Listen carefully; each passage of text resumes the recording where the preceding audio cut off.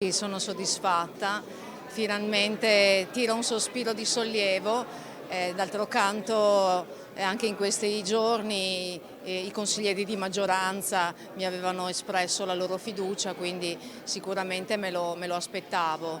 Certo che non abbiamo mai smesso di lavorare neanche in questi 15 giorni, quindi la fiducia c'è stata fin dalle prime ore dopo questi fatti.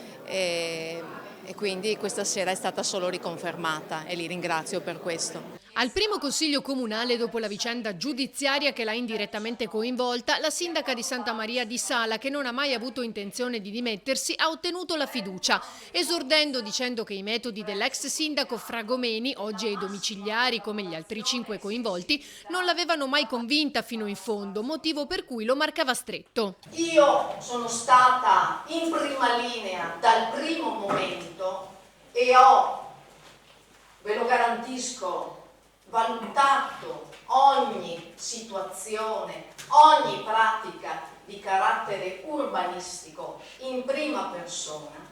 All'ordine del giorno la surroga del consigliere dimissionario Zamengo e il dibattito sulle intenzioni col proseguo dell'attuale amministrazione. I lavori sono iniziati alle 20 nella sala delle Cedraie a Villa Farsetti, alla presenza anche di un centinaio di cittadini, oltre quelli collegati in diretta streaming. La prima assemblea pubblica dopo l'esecuzione delle 6 ordinanze di custodia cautelare del 23 gennaio scorso, che hanno portato agli arresti domiciliari gli ex primi cittadini Fragomeni e Zamengo, il capo dell'ufficio tecnico Paiaro, gli imprenditori Camporese e Cazzaro e l'architetto Carraro.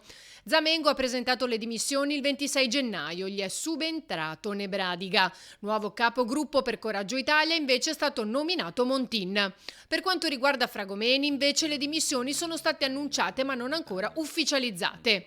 Il sindaco annuncia anche l'imminente sostituzione del capo dell'ufficio tecnico Paiaro. Io continuerò ad esaminare pratica per capire se le richieste pur legittime da parte di privati cittadini corrispondano veramente a quell'interesse pubblico che noi dobbiamo sempre aver presente quando esaminiamo ogni vicenda.